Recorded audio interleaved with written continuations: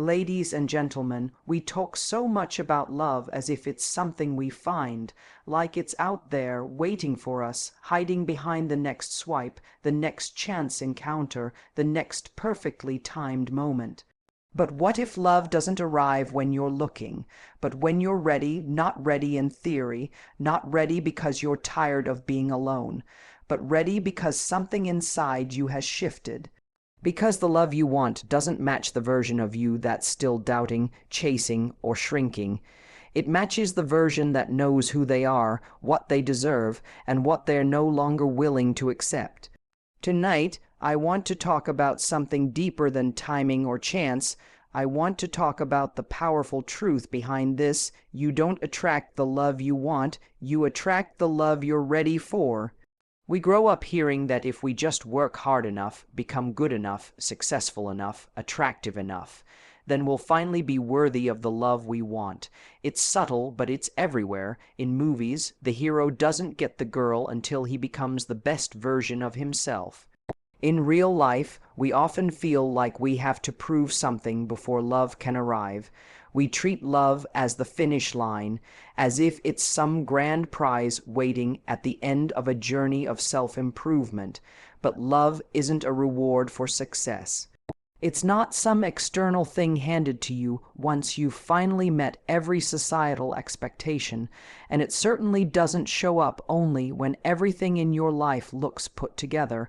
That idea is not only misleading, it's dangerous, because it makes people believe they have to perform to be chosen, that they need to look or act a certain way, earn a certain amount, or have a certain level of status before they're even eligible for love. That kind of thinking leads to a constant chase. You're not building connection. You're building a version of yourself you think others will approve of. You wear your accomplishments like armor. You lead with your highlights. You say the right things. You hide the messy parts of yourself, not because you want to deceive someone, but because deep down you don't believe that your honest self is enough. The irony is that while you're busy perfecting your life to attract love, you're actually making it harder to receive the real thing, because real love doesn't enter through the door of perfection. It walks in when we're most real. When we're not trying to impress, when we're not curating every moment, when we're not auditioning for a role we think we need to play. It's in the moments when we're honest about our fears, when we're open about our past. When we allow someone to see the vulnerable human side of us, that's where intimacy lives, and intimacy is the soil in which love actually grows. Success may get someone's attention, but it's presence, honesty, and emotional availability that earn their trust. And if you're constantly performing, if you think your worth is tied to your resume, your looks, your achievements, you're going to attract people who want the version of you that you're performing, not the person you actually are. And then you're stuck in a cycle of being seen but not known, admired but not truly loved. This belief that love is a reward is rooted in fear. Fear that if we let someone see our doubts, our flaws, our soft spots, they'll leave. So we keep working harder to be better, not realizing that the very thing we're avoiding, our vulnerability, is the thing that actually connects us.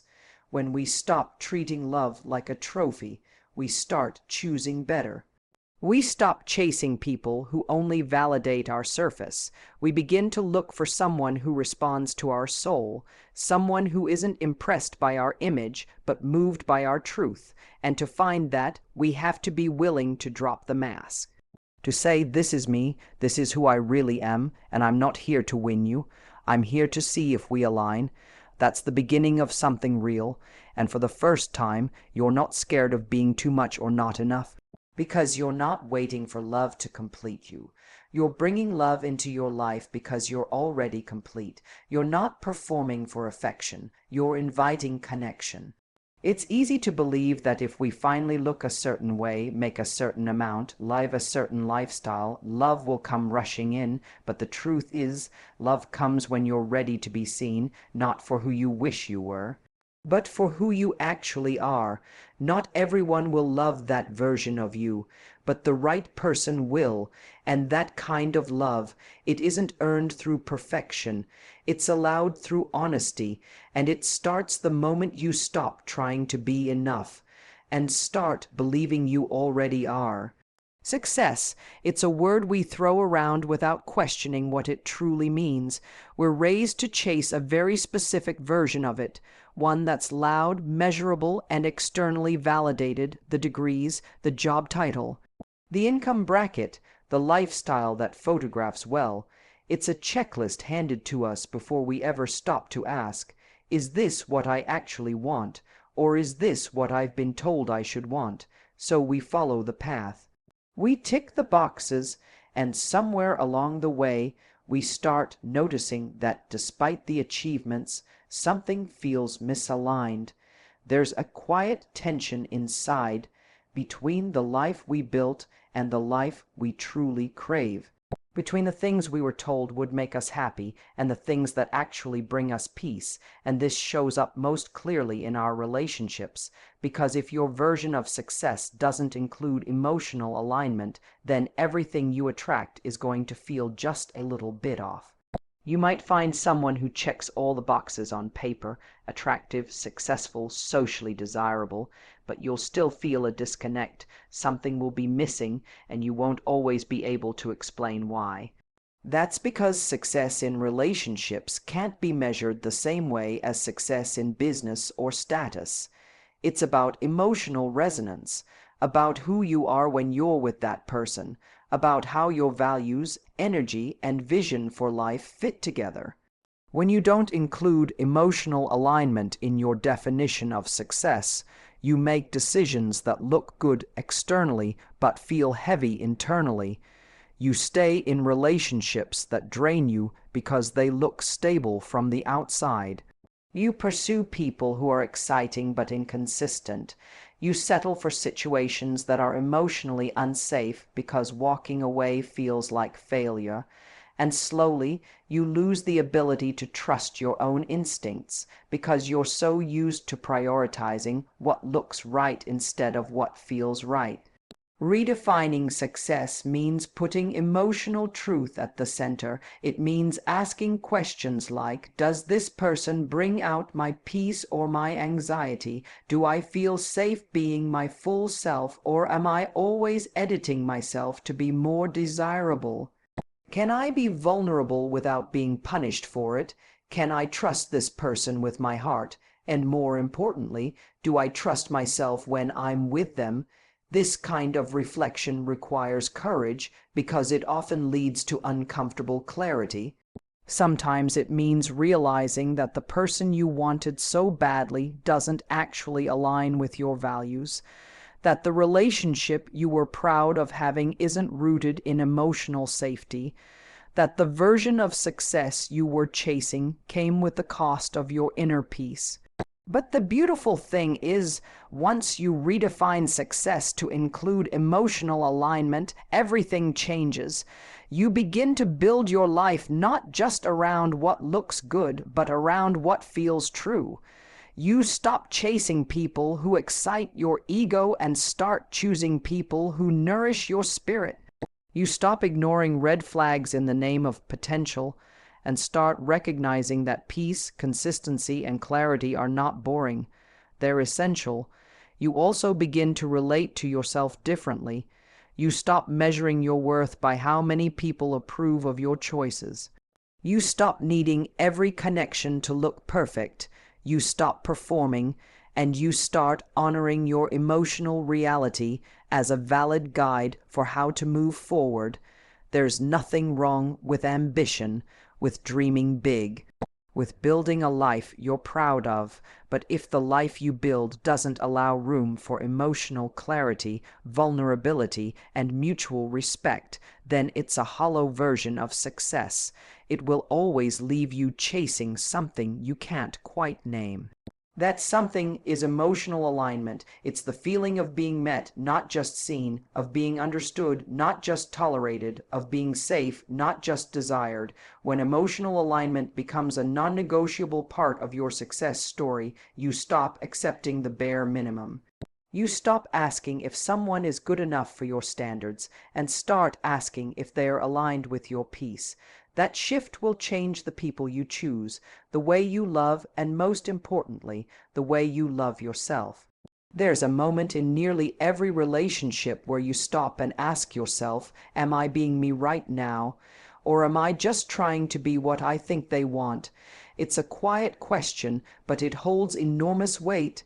Because whether we realize it or not, many of us are performing far more than we're connecting. We're shifting, adapting, softening our edges, or exaggerating our appeal, not out of deception, but out of fear.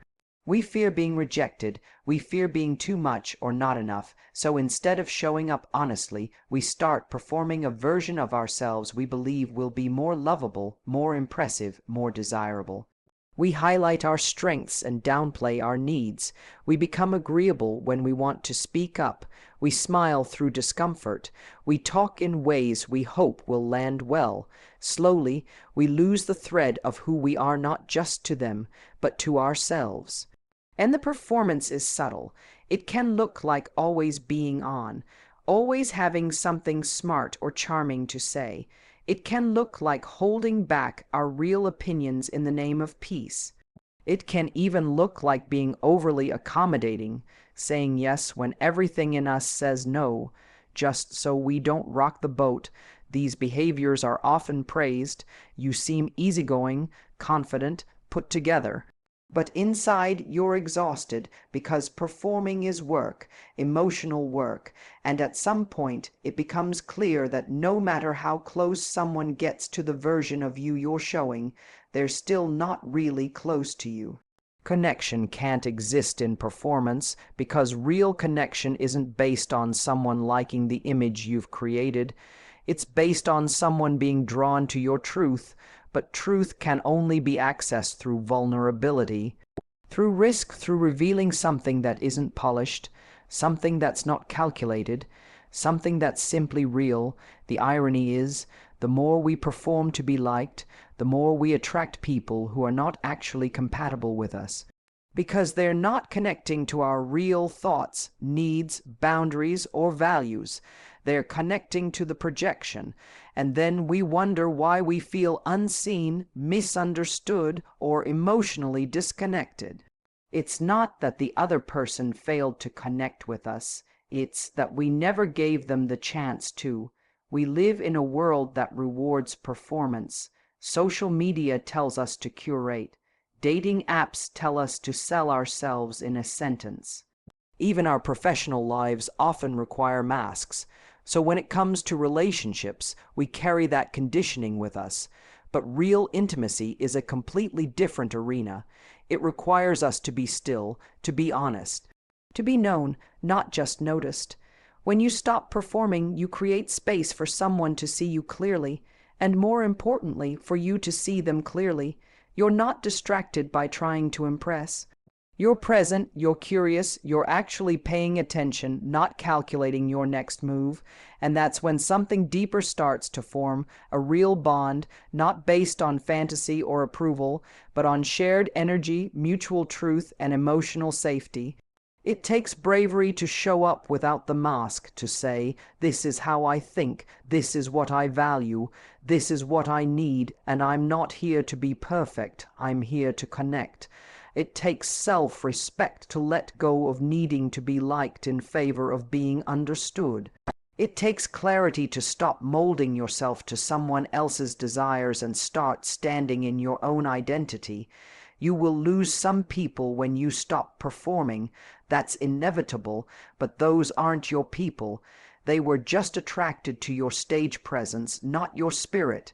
And while that loss may sting, what you gain is far more valuable: the freedom to be known, the joy of being chosen for your truth, and the peace of no longer having to hustle for connection. Connection doesn't come from perfection. It comes from presence, from letting go of the script and saying, this is me, all of me. And when someone meets you there, not for the role you played, but for the soul you revealed, you'll understand why performance was never worth the price. It's easy to say we're ready for love, that we're open, willing, and waiting for the right person. But readiness isn't a posture, it's a state of being. You don't attract the love you fantasize about. You attract the love you're aligned with. The love you're emotionally prepared to receive, hold, and nurture. That's the part no one tells you. We often think readiness is about timing, about whether we have enough space in our schedule, whether we've healed just enough, whether we've reached a level of career or personal development that makes us finally eligible for love. But it goes deeper than that.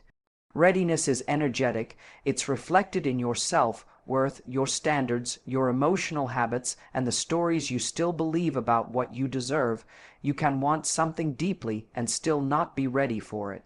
You can desire a relationship rooted in safety, respect, and intimacy, but if you haven't built those things within yourself, you'll either repel them or sabotage them.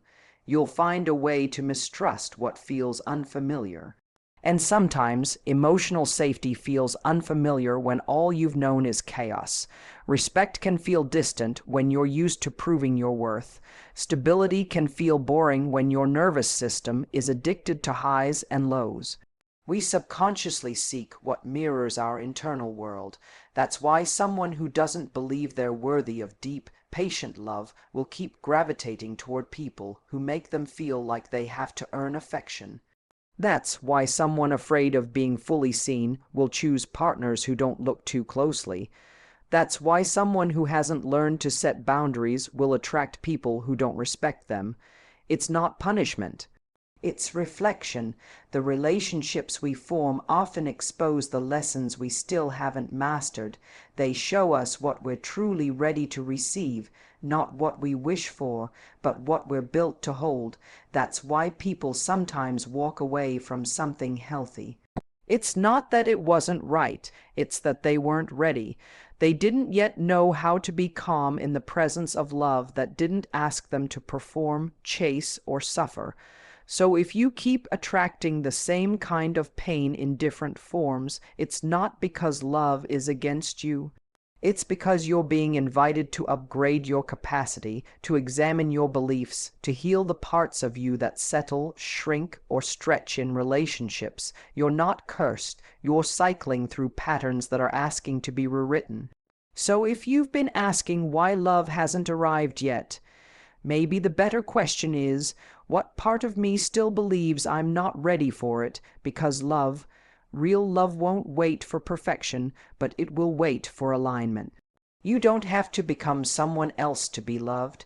You just have to become someone who no longer betrays themselves to receive it. When you start showing up with honesty, with peace, with boundaries and self-respect, love will feel different. It'll feel safer, clearer, kinder, because it won't be something you're chasing anymore. It will be something that recognizes you, and something you're finally ready to hold. And that's not luck, that's readiness. Thank you